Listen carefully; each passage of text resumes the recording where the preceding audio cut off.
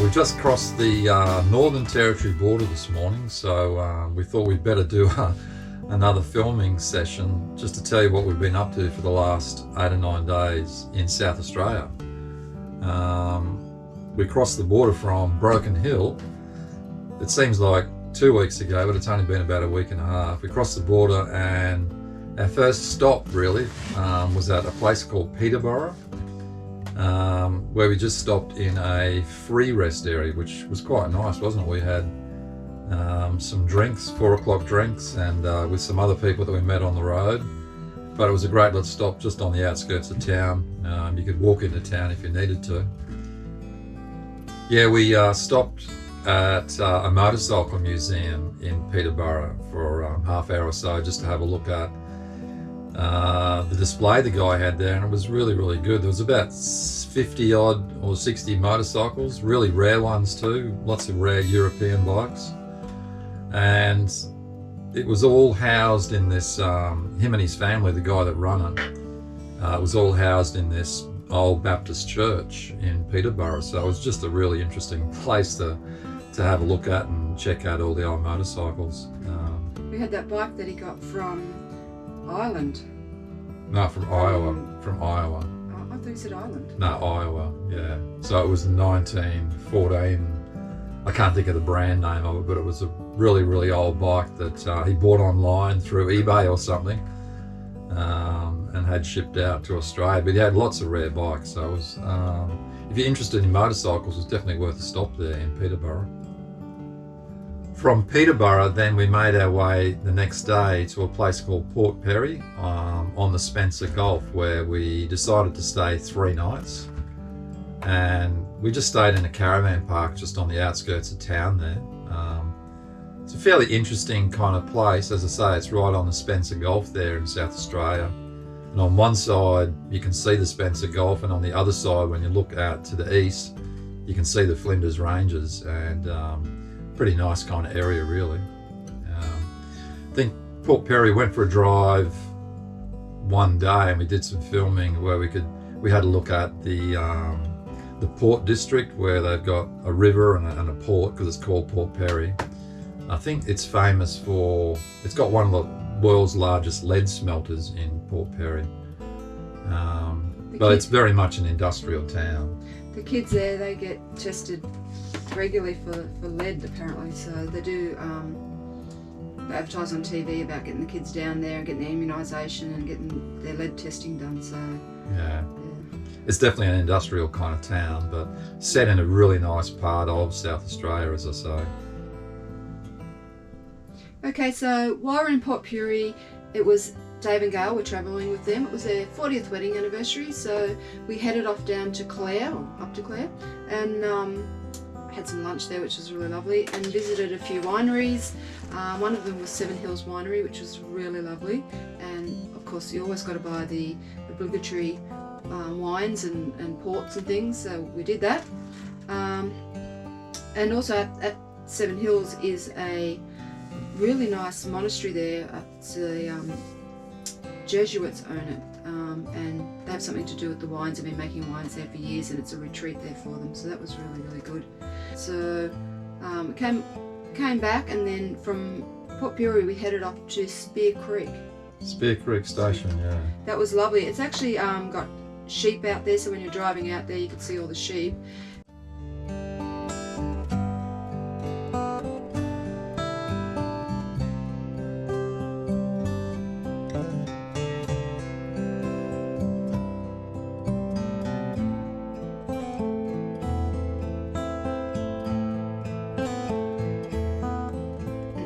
So we just stayed a night out there, and beautiful, lovely bushwalk into the gorge there. So that was good fun, actually, walking up the gorge, wasn't it? It was quite. You could go on a long walk, but we sort of only did about half of that. But it was really interesting. Yeah. So that was really good.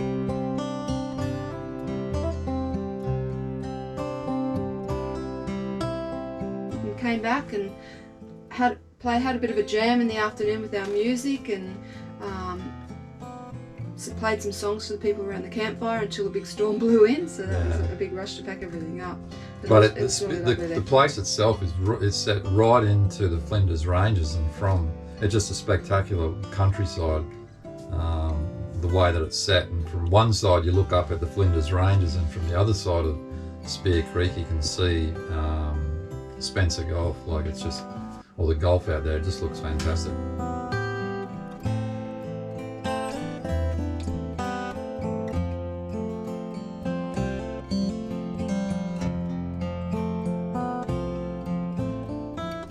So the next morning we left Spear Creek. The weather was pretty nice, and headed through Port Augusta, which is about 25k from Spear Creek, and then made our way out of Port Augusta and basically pointed everything north on our journey, I guess heading towards Northern Territory. But that night we decided to stop in a free camp. I think it was called the Mulga camp, which was really, really good. We got there at about 2 o'clock in the afternoon, and it was just this beautiful place. There was one other caravan, and they were sort of camped maybe 500-600 metres from us, so in the middle of nowhere on the highway out there. And we thought, oh, this is fantastic. So we thought, oh, let's relax and watch a movie and have a wine. And so a couple of hours later, about 4 o'clock,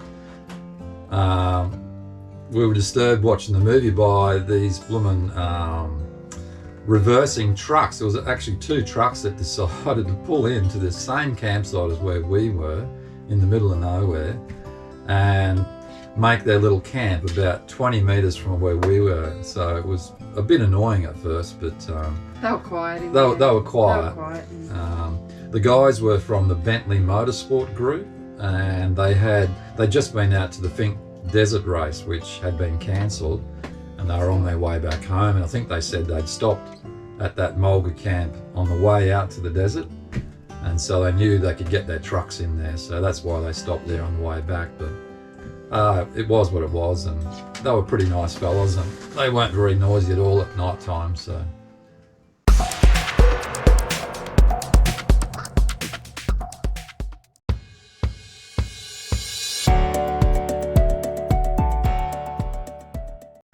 the next morning we took off from the Mulga camp and we headed for Coober, Pedy.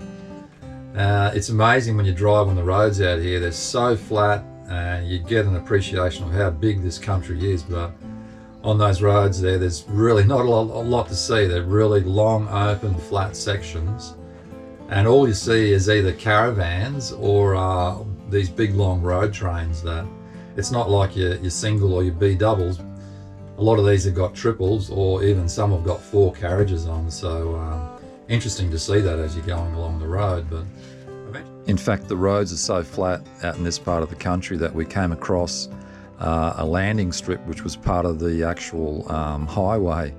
The Royal Flying Doctor Service in a few parts in Australia, in these remote areas, actually create a landing strip that is the actual road itself. I think it was about a 700 or 800 metre stretch of road where it felt like we were landing our car and caravan on the airstrip. But they use those to, I guess from that particular one, ferry patients in an emergency off to Adelaide, which is about 400 kilometres to the south. Eventually that day, or the next day, we got to Coober, Pedy, which was a fantastic place to stop for 2 nights.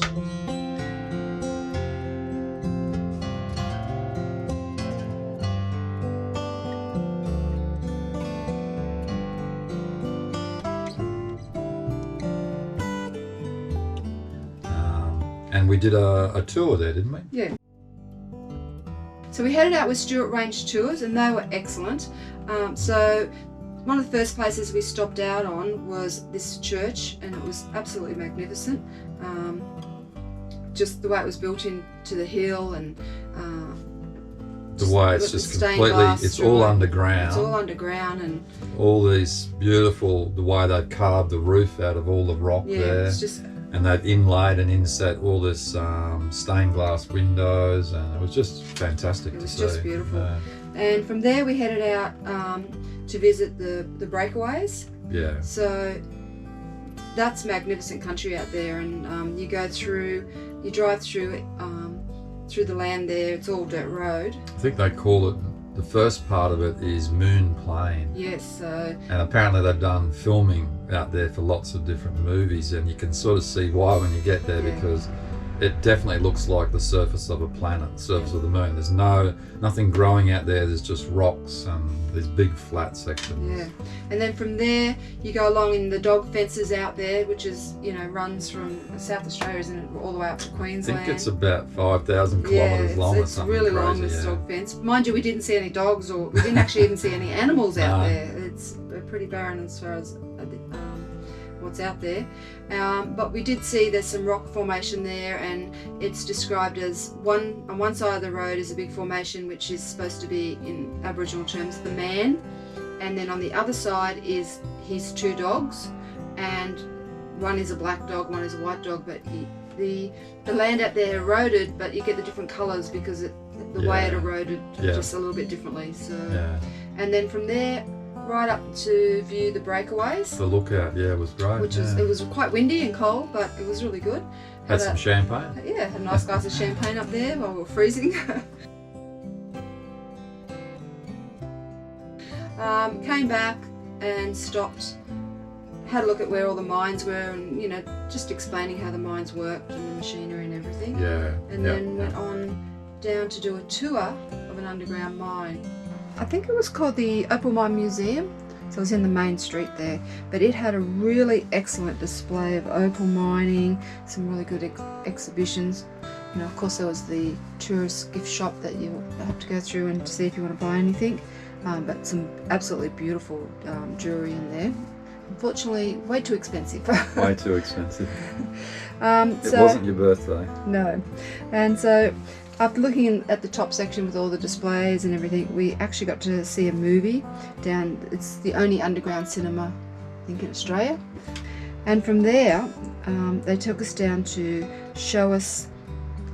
It was a display of the miners' underground quarters, and it was probably from around the early 1900s, in this small little room, and how they dug it out and where they lived.